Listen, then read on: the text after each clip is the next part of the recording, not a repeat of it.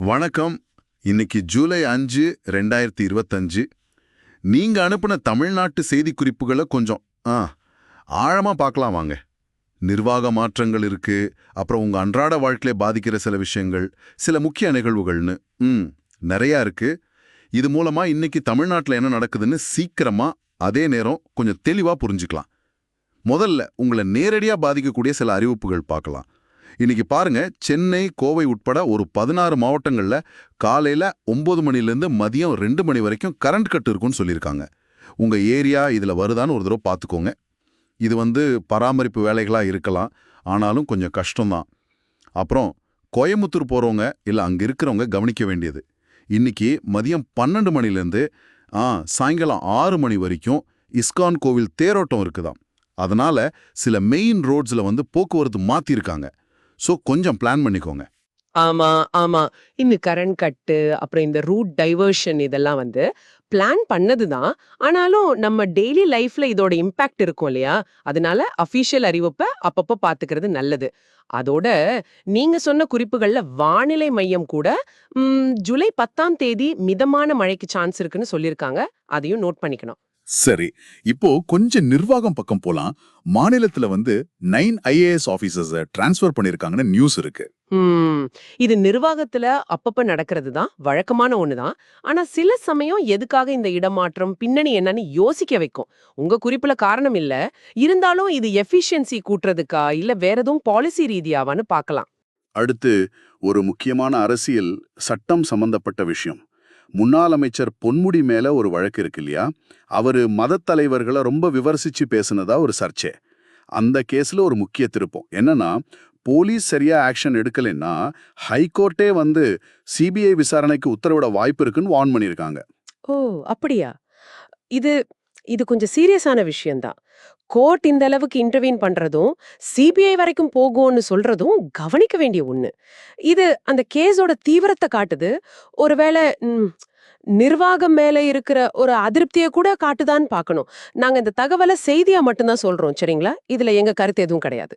சரி சரி, இப்போ கொஞ்சம் பாசிட்டிவான செய்திகள் பார்க்கலாம். உள்கட்டமைப்பு, சமூகம் சார்ந்த விஷயங்கள். திருச்செந்தூர் போறவங்களுக்கு ஒரு நல்ல நியூஸ். அங்க சுமார் 10.57 கோடி ரூபாய் செலவுல புதுசா பக்தர்கள் தங்குறதுக்கு ஒரு விடுதி கட்டியிருக்காங்க. அத முதல்வர் வீடியோ கான்ஃபரன்ஸ் மூலமா ஓபன் பண்ணி வச்சிருக்காங்க. இது அங்க போறவங்களுக்கு ரொம்ப ஹெல்ப்ஃபுல்லா இருக்கும்.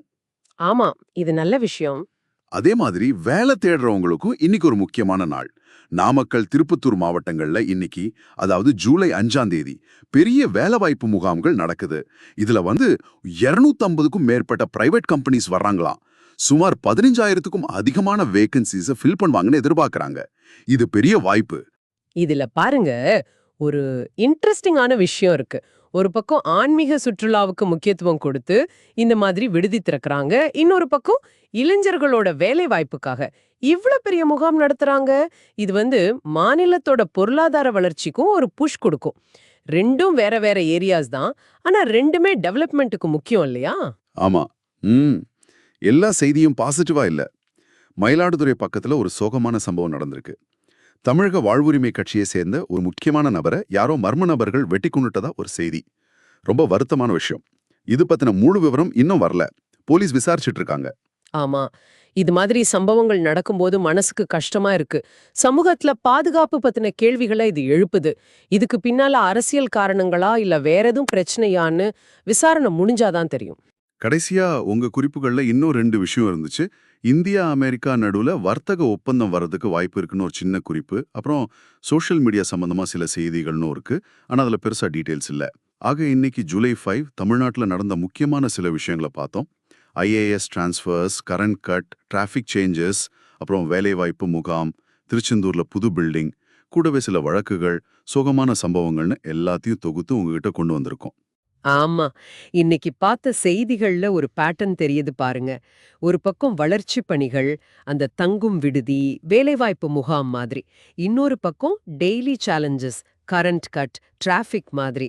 அதே நேரம் பொன்முடி கேஸ் மாதிரி அரசியல் சட்ட ரீதியான டென்ஷன்ஸ், மயிலாடுதுறை சம்பவம் மாதிரி சோஷியல் இஷ்யூஸும் இருக்கு. இது எல்லாமே ஒரே நாள்ல நடக்குது. நீங்க யோசிச்சு பாருங்க, இந்த வெவ்வேறு விஷயங்களுக்கு நடுவுல ஏதாவது கனெக்ஷன் இருக்கா?